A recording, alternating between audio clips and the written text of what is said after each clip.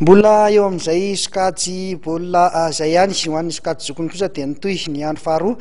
amin'ny fiadiana ny tompon-dakan'ny ligina lalamanga ho an'ny mpilalao zokony io ny super vétéran sy ny vétéran ka lalao telo no nitanterahana tamin'ny omaly asabotsy tetsy amin'ny kianjan'ny Mahamasina izany ka raha ny vokatra aloha dia azo lazaina fa mbola tsara toerana ny afazy izay efa niatrika lalao roa sahady izay mbola tsy resy ka nisaraka ajala iray noray tamin'ny suite izy ireo reto manao akanjo fotsy amin'ny sary reto moa zareo afazy izay lalao